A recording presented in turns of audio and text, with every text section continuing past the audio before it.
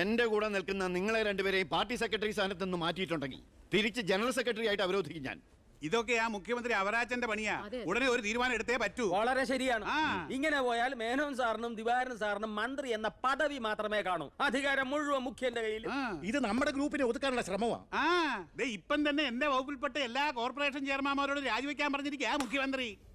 പകരം മുഖ്യന് ഓശാന പാടുന്നവനെ കയറ്റിയിരുത്താനായിരിക്കും. നടക്കുകയല്ല, രാജിവെക്കേണ്ടത് അയാളെ അവറാച്ചൻ. രാഷ്ട്രീയത്തിൽ 18 ഇടവും പഠിച്ച എന്റെ അടുത്ത് അയാളുടെ കളി. എത്ര എത്ര ഗ്രൂപ്പ് കളിച്ചും കുതികാൽ വെട്ടിയുവാ മേനോൻ സാർ ഈ നിലയിലെത്തിയത്. അല്ല, ഞാൻ ഉദ്ദേശിച്ചത് എന്നൊക്കെയാ മുഖ്യൻ പറഞ്ഞു വരുത്താൻ ഇടയുണ്ടെന്ന്. ഈ വിധത്തിൽ ഇന്നേ വരെ ഒരു പരീക്ഷ പോലും എഴുതാത്ത ഈ മേനോൻ സാറിന് എന്തൊക്കെ പരീക്ഷണങ്ങളാ നേരിടേണ്ടി വരുന്നു എന്ന് ആലോചിച്ച് നോക്കിയേ. അല്ല, ഞാൻ ഉദ്ദേശിച്ചത് എനിക്കൊന്നേ പറയാനുള്ളൂ, മുഖ്യമന്ത്രി അവരാച്ചന്റെ രാജിവെക്കണം. പകരം മേനോൻ സാർ മുഖ്യമന്ത്രി ആകണം. ഞാനും ഉദ്ദേശിച്ച ഞാൻ മുഖ്യമന്ത്രിയായ അന്ന് മുതൽ കേൾക്കുക മുഖ്യമന്ത്രി രാജിവെക്കണമെന്ന്. അതെ, തർക്കമെന്ത്? മുഖ്യമന്ത്രി രാജിവെക്കണം. എനിക്ക് ഈ കൺവീനർ സ്ഥാനം മടുത്തു. അവനവന്റെ പാർട്ടി ഈ മുറവിളി പ്രതിപക്ഷത്തിന്റെ ഭാഗത്തു നിന്നല്ല. പ്രതിപക്ഷം കാര്യമുള്ള കാര്യത്തിനെ പറയൂ. ബഹുമാനപ്പെട്ട വിദ്യാഭ്യാസ മന്ത്രി ബാലഗംഗാധര മേനോൻ ഈ മന്ത്രിസഭയിൽ അംഗമാണോ അതോ പ്രതിപക്ഷത്തിന്റെ വ്യക്തമാണോ? ആ സംശയം എനിക്കുണ്ട്. ഞാൻ ഈ മന്ത്രിസഭയിൽ അംഗം തന്നെയാണോ? അല്ല, എന്നോടും എന്റെ ഗ്രൂപ്പിനോടുള്ള മുഖ്യന്റെ അവഗണന കണ്ട് ചോദിക്കുന്നത്. എനിക്കൊന്നേ പറയാനുള്ളൂ, മുഖ്യമന്ത്രി രാജിവെക്കണം. ഇയാൾ അവിടെ ഇരിക്കുക. മേനോൻ പറയട്ടെ. എനിക്കൊരു കാര്യം പറയാനുണ്ട്. മുഖ്യമന്ത്രി രാജിവെക്കണമെന്നൊന്നും ഞാൻ പറയുന്നില്ല, പക്ഷെ എന്നെ രാജിവെക്കുമെന്ന് ഞങ്ങൾക്ക് അറിയാം. ഭൂരിപക്ഷത്തിന്റെ അഭിപ്രായം മുഖ്യൻ രാജിവെക്കണമെന്ന് തന്നെ. എന്നിട്ട് വേണം മേനോൻ അതിൽ കയറിയിരിക്കാം. അതെ തോമിച്ച, 25 കൊല്ലമായിട്ട് MLA-യും പല പല വകുപ്പുകൾ കൈകാര്യം ചെയ്തിട്ടുള്ള മന്ത്രിയുമാണ് ഞാൻ. മുഖ്യമന്ത്രി ആവാൻ ഇയാളെക്കാൾ യോഗ്യം ഞാൻ തന്നെ. ആ പൂതി അങ്ങ് മനസ്സിൽ വെച്ചാൽ മതി. ഇത്രയും അഴിമതി ആരോപണങ്ങൾ ഉണ്ടായിട്ടുള്ള ഒരാളെ മുഖ്യമന്ത്രിയായിട്ട് കേരളത്തിന് വേണ്ട. എന്റെ പേരിൽ ആരോപണങ്ങളേ ഉള്ളൂ, പക്ഷെ മുഖ്യമന്ത്രി അടക്കം പല മന്ത്രിമാരും നടത്തിയ അഴിമതികളുടെ വ്യക്തമായ തെളിവുകൾ എന്റെ കയ്യിലുണ്ട്. അയ്യയ്യേ, നിർത്ത്. നിങ്ങൾ ഇങ്ങനെ പരസ്പരം അങ്ങോട്ടും ഇങ്ങോട്ടും അഴിമതി കേസുകൾ വിളിച്ചു കുവിയാല് അതിന് മുതലെടുക്കുന്നത് ആരാ? പ്രതിപക്ഷം.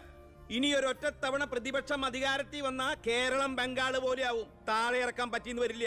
അപ്പൊ പിന്നെ കിടന്ന് നിലവിളിച്ചിട്ട് ഒരു കാര്യമില്ല. നമ്മൾ ജനങ്ങളെ നന്നായിട്ട് പറ്റിക്കുന്നവരാ. പരസ്പരം പറ്റിക്കാതിരുന്നാൽ കാലാവധി തീരുന്നത് വരെ നമുക്ക് ഭരിക്കാം. അതുകൊണ്ട് മുഖ്യമന്ത്രിയെ മാറ്റേണ്ട ഒരു കാര്യവും തൽക്കാലം ഇവിടെ ഇല്ല. എന്തൊക്കെ ന്യായം പറഞ്ഞാലും മുഖ്യമന്ത്രി രാജിവെച്ചേ പറ്റൂ. ദിവാകരൻ, തനിക്ക് ഇതല്ലാതെ വേറെ ഒന്നും പറയാൻ. ഈ മുഖ്യൻ ഈ രീതിയിൽ ഭരണം ഇനിയും തുടർന്നാൽ KDF അടുത്ത തെരഞ്ഞെടുപ്പിൽ പച്ച തൊടില്ല. കൺവീനറെ, ഇതൊക്കെ പത്രക്കാരെയും TV-ക്കാരെയും വിളിച്ച് സർക്കാരിനെ കരിവാരി തേക്കാൻ ശ്രമിച്ചാൽ എനിക്കിതൊക്കെ ഹൈക്കമാൻഡിനോട് പറയേണ്ടി വരും. പേടിപ്പിക്കല്ലേ, എന്റെ ഗ്രൂപ്പിന്റെ ഹൈക്കമാൻഡ് ഞാൻ തന്നെ.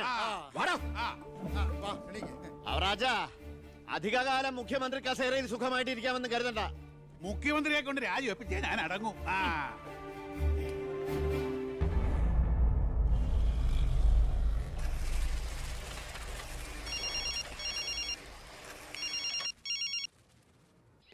ഫൈനാൻസ് മരുമകൻ IPS.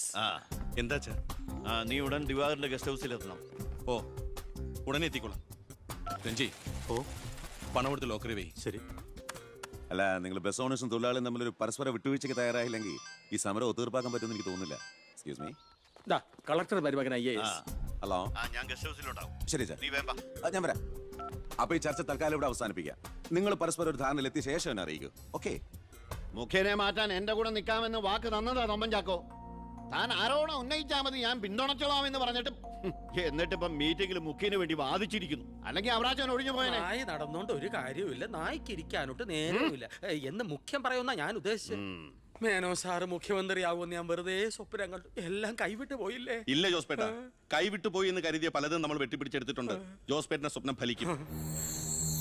അച്ഛൻ മുഖ്യമന്ത്രിയാകും. അത് മറ്റാരേക്കാളും കൂടുതൽ ആഗ്രഹിക്കുന്നവനാ ഞാൻ. കേട്ടോടാ ദിവാര, അണികൾ ഒരുപാട് പേര് പിന്നിലുണ്ടെങ്കിലും എന്റെ ശക്തി എന്ന് പറയുന്ന ഇവരാ എന്റെ മരുമക്കള്. ഈ IPS-ഉം ഈ IAS-ഉം എന്റെ വാക്കനുസരിച്ച് ഇവര് നിന്നിട്ടുള്ളൂ. ഇവരോട് അഭിപ്രായം ചോദിച്ചിട്ടേ ഞാൻ പ്രവർത്തിച്ചിട്ടുള്ളൂ. അല്ലച്ചാ, ഈ CM രാജിവെക്കാൻ തയ്യാറായില്ലെങ്കിൽ അച്ഛന്റെ ഗ്രൂപ്പിന് പാർട്ടി വിട്ടു പോകുന്നു. ഈ പാർട്ടി വളർത്തുക എന്നൊക്കെ പറഞ്ഞാലുണ്ടല്ലോ, കൂടെ നിൽക്കുന്ന ഒറ്റ ഒരുത്തനെ വിശ്വസിക്കാൻ കൊള്ളില്ല. വളരെ ശരിയാണ്. ഈ നിൽക്കുന്ന ദിവാരൻ സാറ് ഒരു മന്ത്രിസ്ഥാനം കളഞ്ഞിട്ട് വരുമോ? അല്ല, അത് പിന്നെ അറിയാടോ, മുന്നീന്നും പിന്നീന്നും കുത്ത് പ്രതീക്ഷിച്ചിട്ട് തന്നെ കൂടെ കൊണ്ടു നടക്കുന്നു. ഞാൻ ഒഴിച്ച്. അച്ഛാ, ഒന്നിങ്ങോട്ട്. പാർട്ടി വിടുക എന്നൊക്കെ പറഞ്ഞാൽ മണ്ടത്തരവാ. CM രാജിവെച്ചൊഴിയേണ്ട ഒരു സാഹചര്യം ഇവിടെ ഉണ്ടാക്കിയാൽ നിങ്ങൾ എന്തുണ്ടാക്കിയാലും ശരി മുഖ്യമന്ത്രി രാജിവെക്കണം. എനിക്കതേ പറയാനുള്ളൂ. നീ എന്താ ഉദ്ദേശിക്കുന്നത്? സ്വാശ്രയ കോളേജുകൾക്കെതിരെ വിദ്യാർത്ഥികളുടെ സമരം നടക്കുകയാണല്ലോ. അതെ. മുൻപന്തിയിൽ നിൽക്കുന്നത് മുഖ്യനെ പിന്തുണയ്ക്കുന്ന KSA. അത് വിദ്യാഭ്യാസ മന്ത്രിയായ അച്ഛനെതിരുള്ള മുഖ്യന്റെ കളിയാണ്. ആ സമരം വഷളാക്കണം. അതെന്നെയല്ലടാ ബാധിക്കുക. ഞാനൊന്ന് പറഞ്ഞോട്ടെ, സമരം ചെയ്യുന്ന വിദ്യാർത്ഥികളെ പോലീസുകാരെ കൊണ്ട് നമ്മൾ തല്ലിച്ചതയ്ക്കുന്നു. ആഭ്യന്തരം കൈയടക്കി വെച്ചിരിക്കുന്ന മുഖ്യനെതിരെ വിദ്യാർത്ഥികൾ തിരിയും. കേരളമാകെ ആളിപ്പടരുന്ന വിദ്യാർത്ഥി സമരത്തിന് മുന്നിൽ മുഖ്യൻ മുട്ടുമടക്കും. സാറിന്റെ ബുദ്ധി കൊള്ളാം, പക്ഷെ മുഖ്യൻ പറയുന്നതല്ലേ പോലീസ് കേൾക്കൂ. പിന്നെ ഞാൻ പറഞ്ഞാ കേൾക്കുന്ന പോലീസുകാരും ഉണ്ട് ജോസഫേട്ട. ASP അർഷൻ എനിക്ക് വളരെ വേണ്ടപ്പെട്ട ആളാ. ഞാൻ അച്ഛനോട് പറഞ്ഞിട്ടില്ല നമ്മുടെ മീനൂട്ടിക്ക് വേണ്ടി. ആ. Hello sir, how are you sir? Yes, കാര്യം മനസ്സിലായി. പക്ഷേ എന്ത് പ്രകോപനം ഉണ്ടായാലും പോലീസ് സംയമനം പാലിക്കണമെന്നാ CMന്റെ ഓർഡർ. എടോ, പോലീസിന് നൊന്താ നിങ്ങൾ കൈയും കെട്ടി നോക്കി നിൽക്കുവോ? അത് പിന്നെ പ്രത്യേകിച്ച് പറയണോ? ആ, എങ്കിൽ പോലീസിന് നോവും. പിന്നെന്താ ചെയ്യേണ്ടെന്ന് അറിയാമല്ലോ. ഇതാണ് കുശാഗ്ര ബുദ്ധി.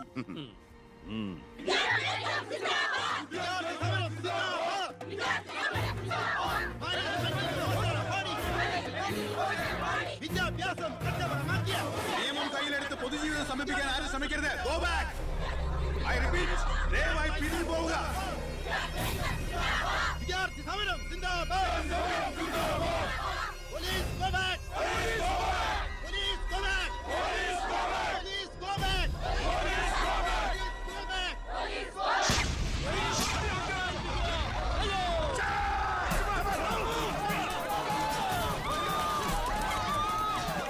ഹലോ പവിത്ര, എന്തോ പോലീസ് പിള്ളേരെ തല്ലിച്ചതക്കിയത് എന്റെ മകളാ. പവിത്ര, നിന്റെ താന്ത്രം ശരിക്കും ഏറ്റ് കേട്ടോ. അവിടെ പോലീസും പിള്ളേരും തമ്മിൽ പൊരിഞ്ഞ യുദ്ധം. ഇതോടെ മുഖ്യന്റെ പ്രതിച്ഛായ മാറിക്കിട്ടും. അച്ഛൻ നോക്കിക്കോ, ഇനി വിദ്യാർത്ഥികൾ ഇറങ്ങിയിരിക്കില്ല. കേരളക്കരയാകെ പ്രതിഷേധം കത്തിപ്പടരും. വിദ്യാർത്ഥികളെ തൊട്ടുകളിച്ച മക്കളെ നീക്കൾ സൂക്ഷിച്ചു.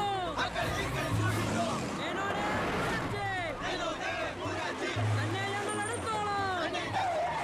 വിദ്യാർത്ഥികളെ തൊട്ടുകളിച്ച മക്കളെ നീക്കൾ സൂക്ഷിച്ചു. വിദ്യാർത്ഥികളെ തെരുവിലിറക്കി കളിക്കാൻ നോക്കണ്ട.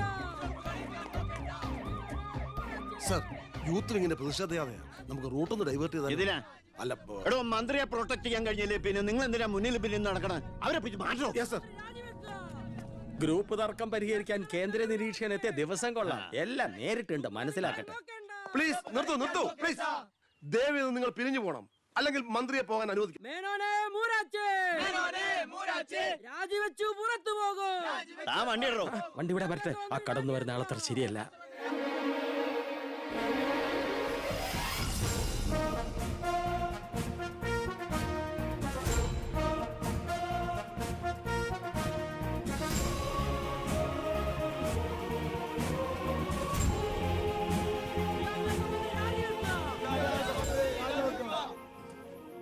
സാർ, അക്രമം അഴിച്ചുവിടാൻ വന്നവരല്ല ഞങ്ങൾ. മന്ത്രിയുമായി ഞങ്ങൾക്കൊന്ന് സംസാരിക്കണം. Hello control room, CA Vijayan here. വിദ്യാഭ്യാസ മന്ത്രി ആരുടെ നെഞ്ചത്തൊക്കെയാ കയറാൻ പോണത്? നിങ്ങൾ എന്തിനാ എന്റെ വഴി തടയുന്നേ? വിദ്യാർത്ഥികളെ പോലീസ് മൃഗീയമായി മർദ്ദിച്ചു. ബോംബെറിഞ്ഞതിന്റെ പേരിൽ നിരപരാധികളെ പിടിച്ച് അത്തിട്ടിരിക്കുന്നതിന് നിങ്ങൾ ഉത്തരം പറയണം. അതൊക്കെ പോലീസ് വകുപ്പ് കൈകാര്യം ചെയ്യുന്ന മുഖ്യമന്ത്രിയോട് ചോദിക്കണം. അയാൾക്കെതിരെ സമരം ചെയ്യണം. ഓ, അവനെയും കൊണ്ടുവാ. നിങ്ങളുടെ അധികാര മോഹങ്ങൾക്ക് വേണ്ടി പാവം വിദ്യാർത്ഥികളെ കരുവാക്കാൻ നോക്കണ്ട.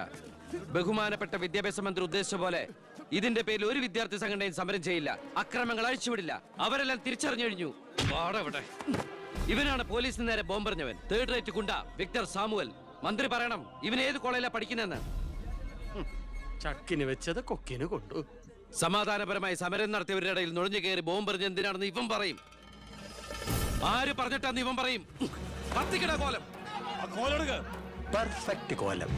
വിദ്യാഭ്യാസ മന്ത്രി രാജിവെക്കുക. വിദ്യാഭ്യാസ മന്ത്രി രാജിവെക്കുക.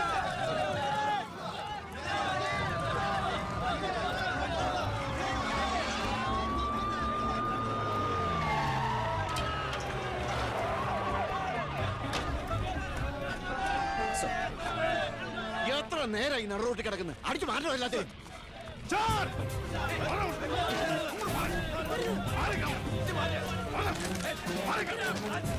വയലിനായിട്ട് താനും തൂക്കിക്കോളും. സർ, വെറുതെ ഒരു ഇഷ്യൂ ഉണ്ടാക്കണം. കോലം കത്തോണ്ട് രസിക്കുക.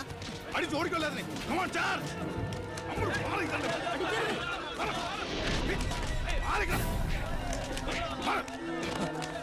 നമുക്കിത് ഓടി രക്ഷപ്പെടാൻ നോക്കൂ. വേഗം ഓടിപ്പോടോ. സാർ അവരെ വിടരുത്. അവനെ പോകാൻ പറഞ്ഞേ.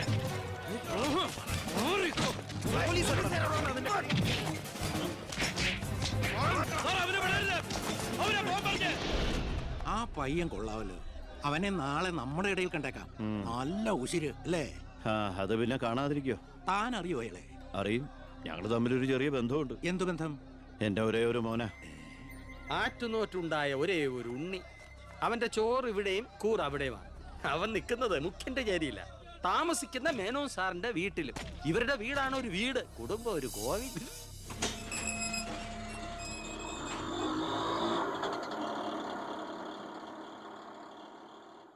നിർത്തിക്കോ മുമ്പിൽ വീടാ, ഇനി പോവില്ല.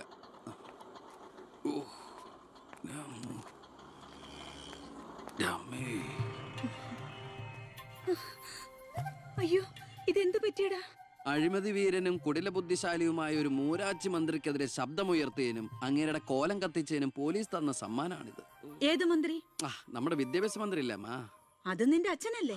ഞാനത് നിഷേധിക്കുന്നില്ല. കാശ് കൊടുത്ത് ഇടിപ്പിച്ച പോലെ പോയി. എന്നാ ഐഡിയത്?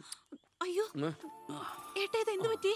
ഒന്നുമില്ല മോളെ, ഒന്നും. അയ്യോ നന്നായിട്ട് കിട്ടിയ ലക്ഷണം ഉണ്ടല്ലോ. വിഷമിക്കണ്ട. ലാത്തിയുടെ ചൂടറിഞ്ഞ തുണക്കുട്ടന്മാർ രാഷ്ട്രീയത്തിലേറെ ശോഭിക്കും. എതിരാളികളെ ലാത്തി കൊണ്ട് അടിച്ചൊതുക്കിയും ചിലർ രാഷ്ട്രീയത്തിൽ വല്ലാതെ ശോഭിക്കുന്നുണ്ട്. പക്ഷെ അതൊന്നും അത്ര ശാശ്വതമല്ല. Every dog has a day. ഞാൻ മകനെയാണ് ഉദ്ദേശിച്ചത്. നീ ഇരിക്കെ, ഞാൻ വിളമ്പാ. ഓ എനിക്ക് വേണ്ടമ്മ. ഇത് VIP-കളുടെ ടേബിൾ അല്ലേ? ഇവിടെ ഇരുന്ന് കഴിച്ചാൽ അങ്ങോട്ട് ഇറങ്ങില്ല. എനിക്കുള്ള വിധം ഞാൻ അടുക്കള പോയി കഴിച്ചോളാം. ജീവിതകാലം മുഴുവൻ നിനക്ക് അടുക്കളയിൽ കിടന്ന് ഇറങ്ങാനാ യോഗം. ഓ എനിക്കത് മതി. എന്തായാലും ഞാൻ നിങ്ങളുടെ ഗ്രൂപ്പ് ഓഫീസിന്റെ തിന്നാലല്ലോ വന്ന് നിറങ്ങണത്. എന്നെയും എന്റെ ഗ്രൂപ്പിനെയും പരസ്യമായിട്ട് അവമാനിക്കുന്നവനെന്തിനാ ഞാൻ കഷ്ടപ്പെട്ടുണ്ടാക്കണ എന്റെ വീതം കഴിക്കാൻ ഇങ്ങോട്ട് കെട്ടിയെടുക്കണത്?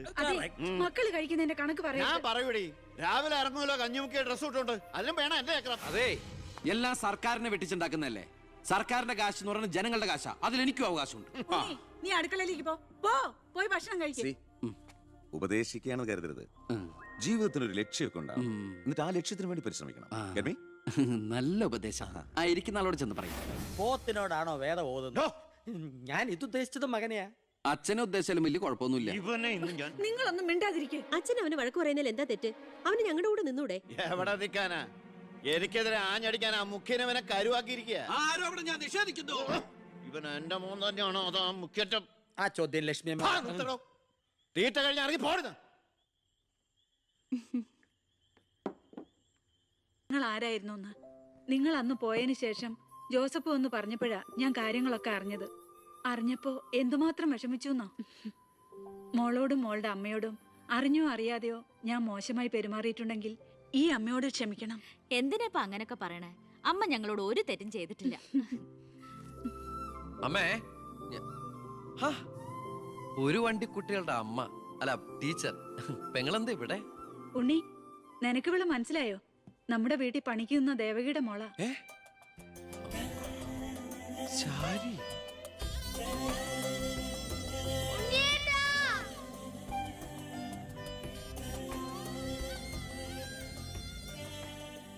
ഇവളിപ്പോ കോട്ടപ്പുറം UP സ്കൂളിലെ ടീച്ചറാണെന്ന് വിശ്വസിക്കാനേ പറ്റണില്ല. പണ്ട് പരീക്ഷയുടെ തലേന്ന് വരെ ഇവളെ കൊണ്ട് ഞാൻ പാത്രം കഴിച്ചിട്ടുണ്ട്. പാവം. സ്കൂളില് ടെമ്പററി വേക്കൻസിയാ. എനിക്ക് മനസ്സിലായില്ല.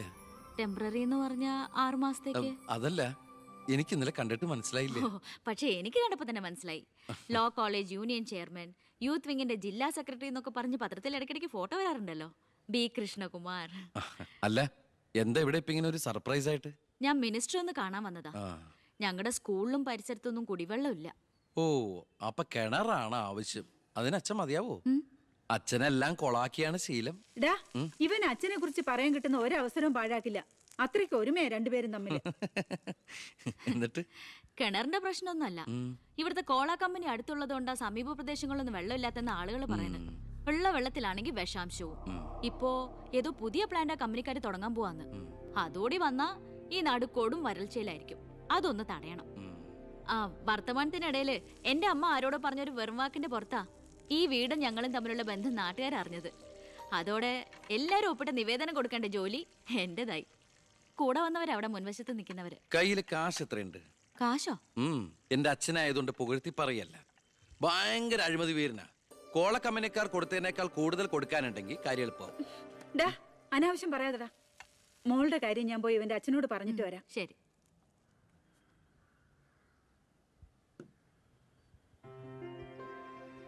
പിന്നെ വിളിച്ചത് കാര്യാക്കണ്ട കേട്ടോ. എന്ത്? പെങ്ങളേന്ന്. ഓ അതിനെന്താ, അങ്ങനെ കണ്ടോളൂ. അയ്യോ അങ്ങനെ കാണാൻ പറ്റില്ല. എനിക്ക് ഇപ്പൊ തന്നെ 3 പെങ്ങന്മാരുണ്ട്. ഇനി ഒരെണ്ണം കൂടി താങ്ങാനുള്ളൊരു കപ്പാസിറ്റി എനിക്കില്ല. അതുകൊണ്ട് തനിക്ക് തന്റെ പഴയ സ്റ്റാൻഡ് തന്നെ മതി. പഴയ സ്റ്റാൻഡോ? ആ, കുട്ടിക്കാലത്ത് ഞാനൊരു ലവ് ലെറ്ററിയും ഒരു കത്തി ഞാൻ തന്നില്ലേ. അന്നത് തമാശയായിട്ട് തോന്നിയെങ്കിലും പിന്നീട് ആ തമാശ എൻ്റെ കൂടെ വളർന്ന് വളർന്ന് ഇപ്പൊ നേരിട്ട് കണ്ടപ്പോ സീരിയസ് ആയി. അന്ന് ഞാൻ സീരിയസ് ആയിരുന്നു. പക്ഷേ ഞാൻ വളർന്നപ്പോ ആ സീരിയസ് എന്റെ കൂടെ വളർന്ന് ഇപ്പൊ നേരിൽ കണ്ടപ്പോ തമാശയായി. അതെന്താ? എനിക്ക് ബുദ്ധി വെച്ചതാ. ഏയ് വെറുതെ ഒന്ന് പോടുന്നേ. ആ മോളെ, ഞാനവന്റെ അച്ഛനോട് പറഞ്ഞിട്ടുണ്ട്, അങ്ങോട്ട് ചെല്ലും, കാത്തിരിക്കുക അവിടെ. ശരി. അതെ, വെറുതെ എന്തിനാ താൻ അങ്ങോട്ട് ചെല്ലുമ്പോ ഇപ്പൊ എന്താ ഉണ്ടാവണമെന്ന് വേണമെങ്കിൽ ഞാൻ പറഞ്ഞുതരാം. ഞാൻ അച്ഛൻ. ആ വരൂ വരൂ വരൂ. ലക്ഷ്മി പറഞ്ഞു ദേവകിയുടെ മോള് വന്നിട്ടുണ്ടെന്ന്. നീ അങ്ങ് വളർന്നു പോയല്ലോ. നിവേദനം എടുത്ത് കൊടുക്കുന്നു. എന്താ ഇത് നിവേദനം? ഓ കുടിവെള്ള പ്രശ്നം ലക്ഷ്മി പറഞ്ഞു. തൊട്ടടുത്ത് പഞ്ചപുച്ഛമടക്കി നോക്കി നിൽക്കുന്ന പിയേടെ അടുത്ത് നിവേദനം കൊടുത്തുകൊണ്ട് ഡോ കാര്യങ്ങളൊക്കെ വിശദമായി പഠിച്ച് വേണ്ട നടപടികൾ ഉടനെ എടുത്തേക്കണം. പിയെ ഇതാരാന്നറിയോ? ദേവകിയുടെ മോളാ. അമ്മയ്ക്കൊക്കെ സുഖം തന്നെയല്ലേ? ആ എങ്കിൽ ഞാൻ ഇറങ്ങട്ടെ. 10 മുമ്പ് തിരുവനന്തപുരത്ത് എത്തണം. തൊട്ടുപിറകെ പോകുന്ന പിയെ നിവേദനം ചുരുട്ടിക്കൂട്ടുന്നു. എന്തിനാ അച്ഛൻ ഇങ്ങനെ കളിയാക്കണേ? നന്നല്ല കേട്ടോ. എന്നാ വേഗം ചെല്ല് ചെല്ല്. ആ വരൂ വരൂ വരൂ. ലക്ഷ്മി പറഞ്ഞു ദേവകിയുടെ മോള് വന്നിട്ടുണ്ടെന്ന്. നീ അങ്ങ് വളർന്നു പോയല്ലോ.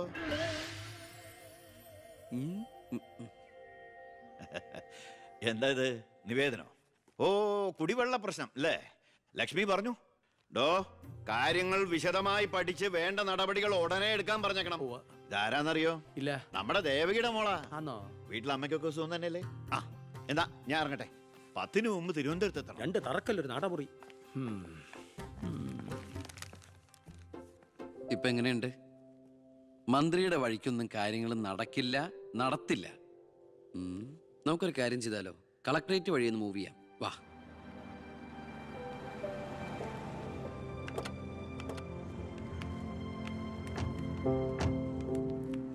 മീനൂട്ടിയെ, ഇത് കളക്ടറുടെ വൈഫ്. ഇത് ആരാന്ന് മനസ്സിലായ മീനൂട്ടിക്ക്? ഇല്ല. ആ നമ്മുടെ ദേവകിയമ്മയുടെ മോളാ ശാരി. അയ്യോ, ഇത് ആളാകെ മാറിപ്പോയല്ലോ. അപ്പൊ നീയോ? ആൾക്കിപ്പോ കോട്ടപ്പുറ സ്കൂളിലാ ജോലി. ദേവകിയെ പോലെ തൂപ്പു ജോലിയാണോ സ്കൂളില്? അല്ല, ടീച്ചറാണ്. ഓ നന്നായിട്ട് പഠിച്ചിരുന്നെങ്കിലേ നിനക്കും ഇതുപോലെ അന്തസ്സുള്ള ജോലി കിട്ടില്ലായിരുന്നോ? ഇതിപ്പോ കളക്ടറുടെ ഭാര്യ എന്ന് പറഞ്ഞിട്ട് എന്താ കാര്യം? അടുക്കളപ്പണി തന്നെയാ. ശോഭേച്ചിക്ക് ഇപ്പോഴും ഒരു മാറ്റമില്ല. മാറുകയില്ല. അതെ, കോട്ടപ്പുറ സ്കൂളിലാണെന്നല്ലേ പറഞ്ഞത്?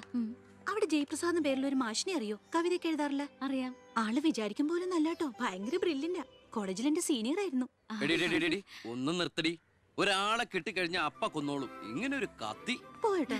വാ പോവാം. കൂടെ വന്നവരൊക്കെ വിളിച്ചോളൂ. ശരി, വരൂ.